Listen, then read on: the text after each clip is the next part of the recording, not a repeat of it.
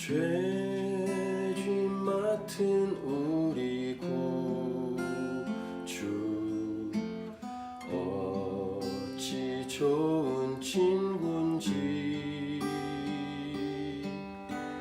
걱정 근심 무거운 짐 우리 주께 맡기세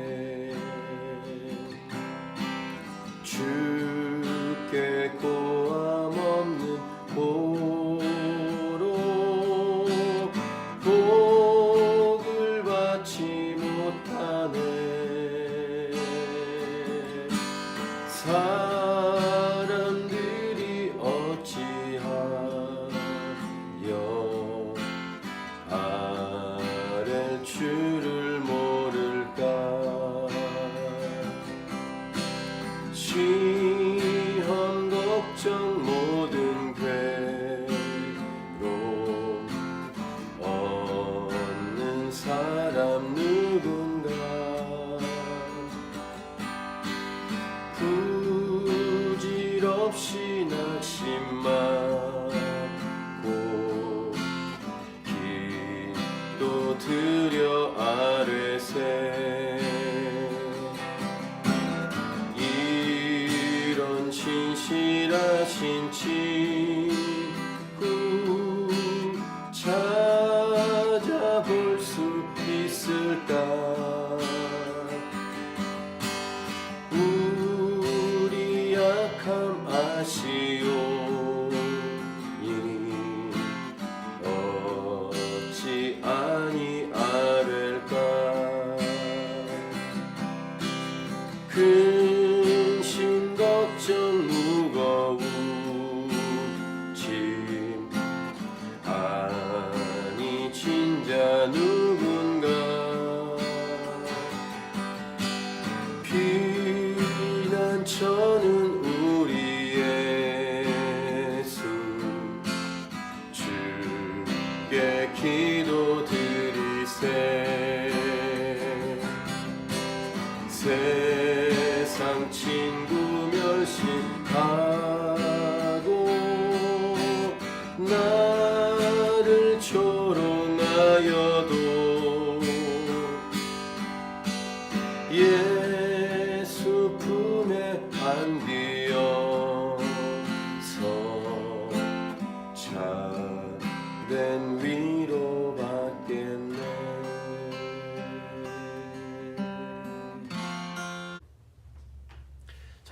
기도는 평소에도 기도해야지만 특별히 이런 고난주간의 기도는 아주 중요한 우리가 꼭 해야 할 태도와 행동입니다. 그 근거는 바로 오늘 예수님이 붙잡히셔서 불의한 재판을 받으시기 직전 십자가로 가는 그 길의 중요한 시점인 일명 겟세마네 동산에서의 기도 장면 때문입니다. 이 고난주간에서의 기도의 중요한 의미가 바로 예수님이 이 본격적인 고난의 중요한 시점에서 기도했다는 것이 중요합니다. 그래서 이 예수님을 따라서 우리도 기도하는 것 중요한 우리의 태도와 행동일 것입니다. 예수님께서는 우리에게 기도하는 모습과 내용을 우리에게 오늘 보여주십니다. 어떤 다른 행동이나 모습이 아닌 오직 기도하는 모습을 보여주신 예수님. 그 당시 제자들 그리고 지금까지 이 땅을 살아온 모든 교회들 예수 믿는 자들 또 지금의 우리들에게까지 또 앞으로 오고 온 모든 세대에게 보여주시는 이 기도의 모범을 우린 예수님을 통해 배우는 것입니다. 예수님은 평소에도 기도하는 모습을 보여주셨습니다. 그래서 마가는 이렇게 기록하죠. 그 유명한 말씀입니다. 마가복음 1장 35절 새벽 아직도 밝기 전에 예수께서 일어나 나가 한적한 곳으로 가사 거기서 기도하시더니 이 말씀은 새벽 기도의 근거가 되기도 합니다. 기도는 또 신약에서만 강조하는 것이 아니라 구약에서도 강조하는 우리 믿는 자들이 아주 중요한 영역이라고 할 수 있겠습니다. 그 중에 한 말씀은 예레미야 33장 3절 너는 내게 부르짖으라 내가 내게 응답하겠고 네가 알지 못하는 크고 은밀한 일을 내게 보이리라. 또 이사야를 통해서 성전 곧 교회라는 공동체 저와 여러분이 어떤 공동체고 어떤 삶을 살아야 될지 말씀하셨죠. 내 집은 만민이 기도한 집이다. 이런 말씀도 이사야를 통해서 우리에게 주셨습니다. 저와 여러분이 기도로 일하는 법, 기도로 하나님과 동역하는 법을 배울 수 있기를 바라고, 내가 직접 일하면 그 정도밖에 이루어지지 않고, 때로는 내가 직접 일하면, 기도하지 않고 일하면 그 일이 망쳐질 수 있습니다. 하지만 기도하면 하나님이 일하십니다. 하나님께서 일으키시는 아주 분명하고 큰 역사가 우리가 기도할 때 일어나게 되는 것입니다. 39절, 예수께서 나가사 습관을 따라 감람산에 가시매 제자들도 따라갔더니, 습관을 따라는 평소에 하던 것처럼 이라는 번역으로 쉽게 번역할 수 있겠습니다. 기도에 관해 알 수 있는 것이 많은데 오늘 본문에서 알 수 있는 중요한 두 가지 요소는 장소와 시간이라는 것입니다. 기도하는 타임, 기도하는 장소. 첫 번째, 기도하는 시간. 예수님은 일정하게 기도했다는 것입니다. 물론 쉬지 말고 기도해야 되고, 기도는 멈추지 말아야 될 우리의 마음과 영의 흐름이어야 하지만, 특별히 시간을 정해서 기도하는 예수님이셨다는 것입니다. 이 마가복음 아까 읽은 1장 35절에 새벽 오히려 더 밝기 전에 라는 이 시간대처럼, 물론 유대인들이 기도하는 습관이 있습니다. 하루에 3번씩. 그런데 이 구약이나 신약의 중요한 믿음의 인물을 보면 정해놓고 기도를 했다는 이 모습을 보여주는데, 다니엘서에 나오는 다니엘, 정해놓고 하루에 3번씩 포로로 잡혀간 그 땅에서 예루살렘을 향해서 기도했죠. 또 사도행전에 나오는 베드로와 요한도 일정하게 그들의 기도하는 시간이 있었다는 것을 알 수 있고, 그들의 일정한 기도 시간에 하나님의 큰 역사, 특별히 베드로와 요한이 성전에 들어갈 때 미문에 앉아있던 안진병이를 고치는 사건으로 큰 역사를 예루살렘에서 일으켰고, 또 고넬료를 만나는 사건이 그의 베드로의 기도하는 시간대, 점심시간 때 기도했죠. 그때 하나님의 환상이 드러나는 이제 그런 일들이 있었다는 것을 보면 정해놓고 기도하는 것이 얼마나 중요한지를 알 수 있습니다. 두 번째, 기도하는 장소입니다. 장소도 정해놓고 기도하는 것 필요합니다. 이 땅을 살아가는 동안 기도하는 시간과 장소를 정해놓고 살아가는 예수 믿는 자의 삶은 어떻게 보면 기본이라고 할 수 있습니다. 예수님은 이 모범을 우리에게 보여주고 있습니다. 그래서 우리가 예수님을 따라서, 예수님을 닮아서 경건하게 살아갈 수 있기를, 이런 경건의 연습, 훈련, 육체 연습은 약간의 유익이 있지만 경건의 연습과 훈련은 이 땅의 삶과 앞으로의 삶에 중요한 아주 큰 우리에게 이점이 있다는 것을 기억해야 할 것입니다. 제자들에게도 기도에 대해서 명하십니다. 40절 같이 읽겠습니다. 그곳에 이르러 그들에게 이르시되 유혹에 빠지지 않게 기도하라. 자, 세 번째 메시지는 무엇입니까? 기도하지 않으면 유혹에 빠진다는 것입니다. 아마 지금도 저와 여러분도 그런 경험을 했을 것이고, 거의 기도를 못 하시는 우리 주위에, 교회를 다니지만 이런 우리 가족이나 우리 주위에 있는 분들 보면 유혹에 많이 빠질 겁니다. 기도하지 않기 때문에. 예수님 말씀입니다. 유혹에 빠지지 않게 기도하라. 그러니까 기도하면 유혹에서 이겨낼 수 있다라는 메시지입니다. 기도가 우리에게 얼마나 중요한지를 알게 하십니다. 그 예수님은 이제 홀로 제자들을 이제 기도하라고 한 다음에 돌 던질 만큼의 거리로 가서 홀로 기도하십니다. 아마 이 거리가 얼마나 거리인지는 정확히 나와 있지 않지만 41절에 돌 던질 만큼 가서 무릎을 꿇고 기도하여 하면서 사복음서에 나오는 이 기도 내용이 기록된 것을 보면 제자들도 이 기도의 내용을 들었을 것입니다. 작게 기도하지 않았을 것입니다. 아마 크게 울부짖었을 것입니다. 땀방울이 핏방울이 될 정도로 간절히 기도하셨을 텐데, 기도의 내용 42절이죠. 이르시되 아버지여, 만일 아버지의 뜻이거든 이 잔을 내게서 옮기시옵소서. 그러나 내 원대로 마시옵고 아버지의 원대로 되기를 원하나이다 하시니, 이 겟세마네 동산에서의 기도, 예수님의 기도는 아주 유명한 기도 아니겠습니까? 그 네 번째 메시지, 기도는 내 뜻과 내가 하고 싶은 것을 관철시키는 것이 아니라, 또 내가 원하는 대로 살아가는 것을 주 앞에 이렇게 고집을 피우는 게 아니라, 떼쓰는 기도 말고 진정한 기도는 하나님의 뜻을 이루는 통로여야 된다 라는 메시지로 정리해 볼 수 있는, 뭐 여러 가지로 이 정리한 내용은 많지만 이 겟세마네 동산의 예수님의 기도의 내용에서 중요한 포인트는 내 뜻이 아니라 하나님의 뜻이 이루어지는 것이다 라는 것을 알 수 있습니다. 때로는 하나님께서 원하시지 않는데 고집을 피워서 자기가 원하는, 개인이든 집단이든 자기가 원하는 것을 막 이루고 싶은 이런 일들이 있었죠. 우리가 알고 있는 것처럼 구약에 있었던 사건, 왕을 하나님은 원하지 않으셨는데 이스라엘이 요구합니다. 그래서 하나님이 마지못해서 들어줍니다. 그래서 어려움이 함께 따라오죠. 기도가 응답된 것 같지만 자기 고집으로 떼쓰면서 기도 응답 받은 것은 자신 안에 어려움도 함께 수반된다는 것을 꼭 기억해야 합니다.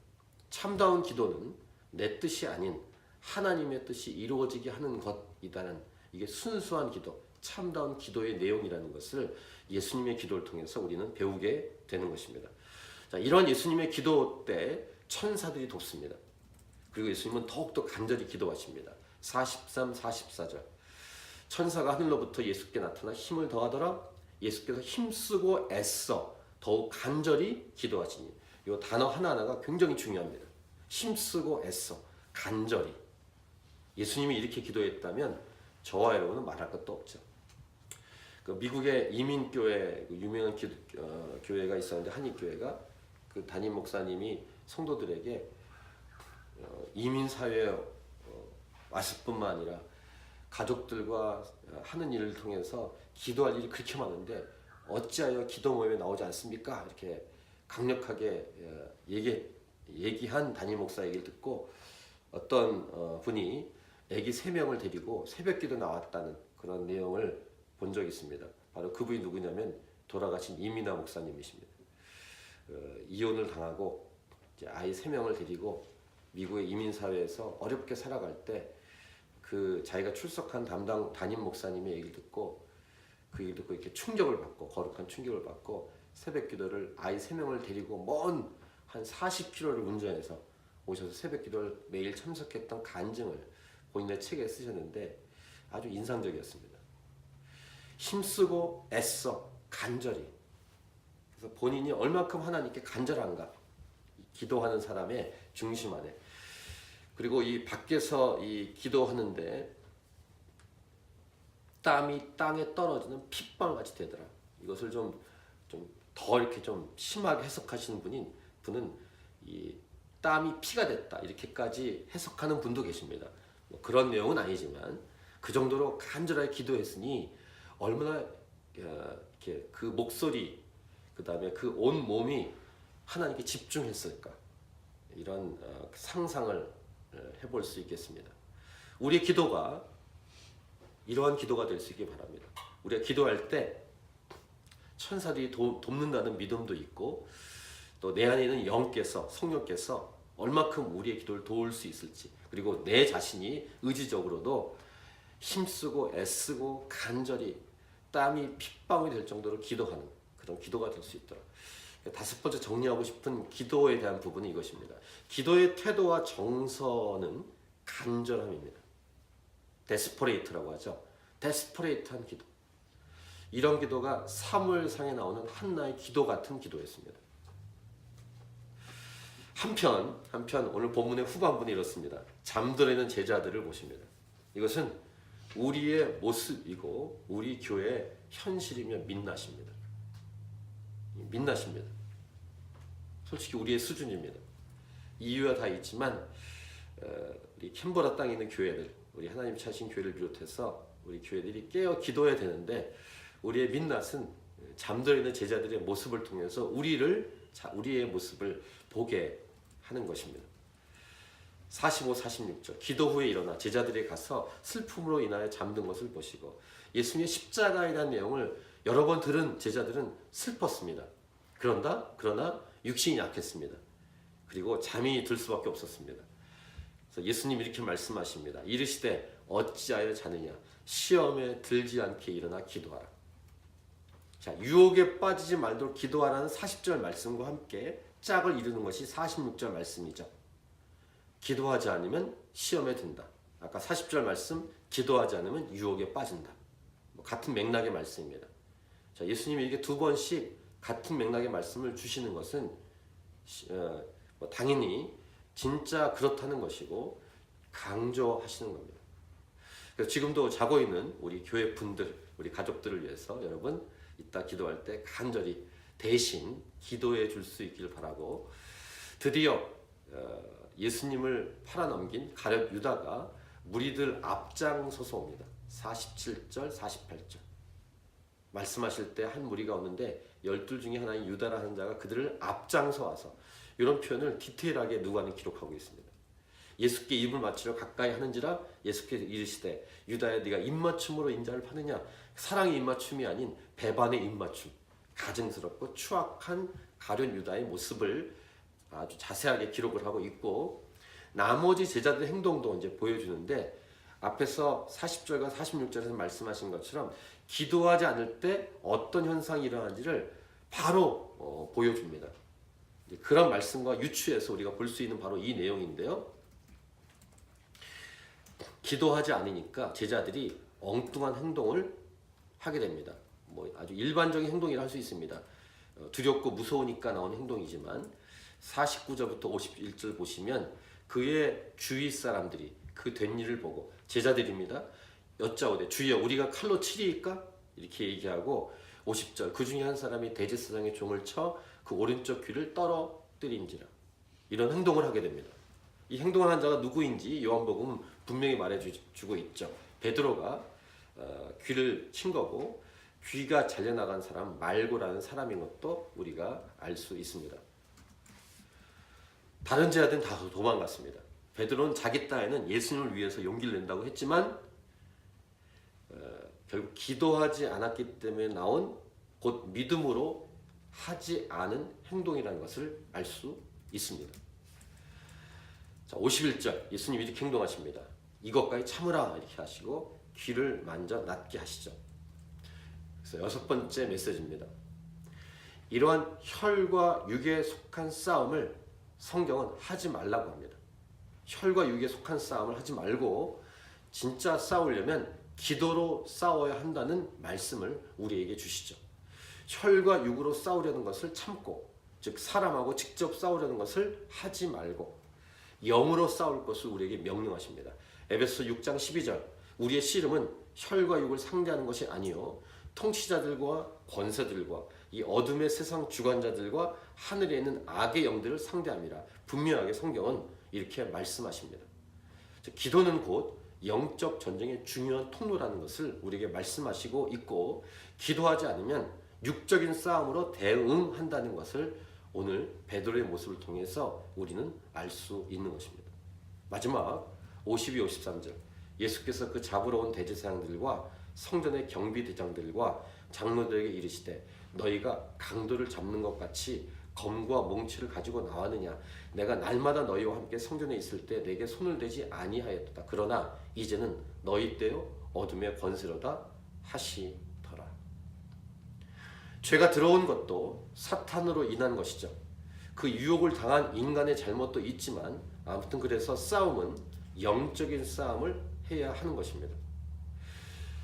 우리 주위에 교회에 나오지 않으려고 하고 아무리 권면해도 예수 믿지 않으려고 하는 사람들, 또 교회에 나가지 못하게 하는 남편들, 이런 등등은 우리가 직접 대화도 해야 되지만 권면도 하지만 영적인 전쟁으로 감당해야 될 영역입니다. 그래서 기도 외에는 이런 유가 나갈 수가 없습니다. 해결될 수가 없다는 것입니다. 다른 사람은 잠들어 있더라도 깨어서 기도하는 사람들은 간절히 기도함으로 이 땅 가운데 우리 가정과 우리 주위의 삶에 영적인 지진과 부흥이 일어날 수 있도록 우리는 기도에 집중해야 한다는 것을 오늘 본문 말씀을 통해 우리는 결론을 맺을 수 있습니다. 오늘도 우리가 깨어서 이제 기도할 텐데, 우리 기도에 대한 메시지를 들었습니다. 기도의 모본을 보이신 예수님의 모습을 봤습니다. 그래서 여러분이 깨어 오늘도 기도함으로, 날마다 기도함으로 하나님의 놀라운 축복이 일어나는 그런 귀한 삶이 여러분의 삶이 될 수 있기를 축복합니다. 여러분이 간절히 기도함으로 하나님 나라가 확장될 수 있기를 간절히 바라고, 무엇보다 이 고난주간에 십자가의 고난에 기도함으로 동참하여서 하나님을 더 알아갈 수 있기를, 하나님의 놀라운 사랑을 경험할 수 있기를, 우리 예수님을 더욱 닮아갈 수 있기를 또 이 땅 가운데 놀라운 부흥의 역사가 있기를 기도합니다. 제가 선포합니다. 캔버라에 부흥이 있을지어다. 캔버라 땅에 있는 교회마다 부흥이 있을지어다. 캔버라 하나님이 차신 교회에 부흥이 있을지어다. 한 번 더 여러분의 자녀들과 다음 세대에 부흥이 있을지어다. 아멘.